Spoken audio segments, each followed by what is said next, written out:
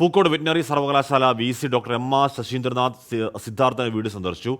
സർവകലാശാല dean doctor MK നാരായണനെതിരെ നടപടി വേണമെന്ന് VCയോട് കുടുംബം ആവശ്യപ്പെട്ടു.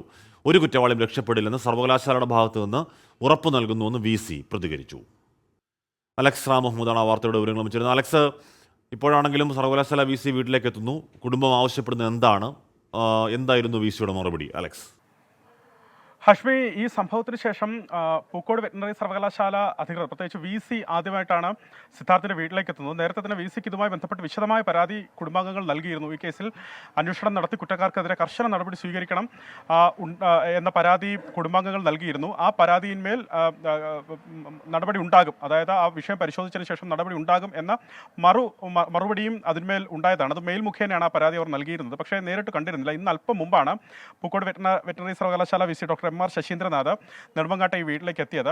വീട്ടിലെത്തി അദ്ദേഹം കുടുംബാംഗങ്ങളെ സന്ദർശിച്ചു, അമ്മയും അച്ഛനെയും സന്ദർശിച്ചു.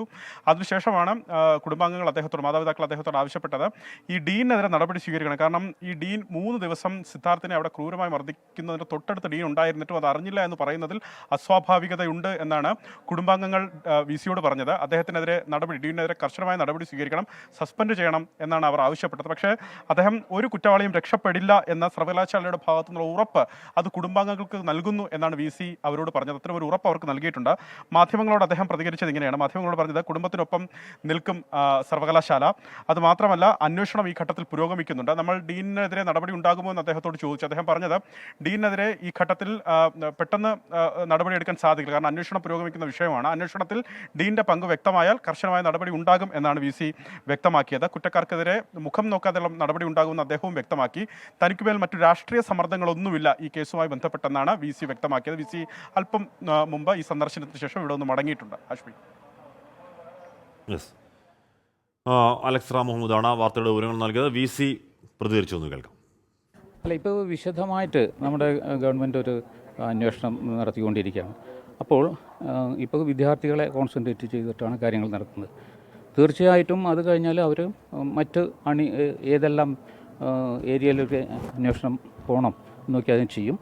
യൂണിവേഴ്സിറ്റി എല്ലാ സപ്പോർട്ടും ചെയ്തുകൊണ്ടിരിക്കുകയാണ്. ആ അന്വേഷണത്തോടൊപ്പം നമ്മൾ സഹായിച്ചു. തീർച്ചയായിട്ടും ഇത് ദാരുണമാണ്.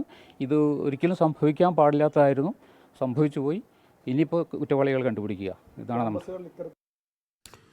അപ്പോൾ ഏതെങ്കിലുമൊക്കെ സമ്മർദ്ദം ഉണ്ടായാലും ആ സമ്മർദ്ദത്തെ അതിജീവിച്ച് കുറ്റവാളികളെ സംരക്ഷിക്കാനും അവർ നിയമത്തിന് മുന്നിൽ കൊണ്ടുവരാൻ കഴിയട്ടെ എന്ന് ആഗ്രഹിക്കാനല്ലേ പറ്റൂ. ലോകത്തെവിടെയായാലും ഏത് സമയത്തും 24 വാർത്തകളും ഓഗ്മെന്റഡ് റിയാലിറ്റി പാക്കേജുകളും എക്സ്പ്ലെയിനറുകളും വിശദമായി കാണാൻ ഞങ്ങളുടെ YouTube ചാനൽ നിങ്ങൾക്ക് സബ്സ്ക്രൈബ് ചെയ്യാം.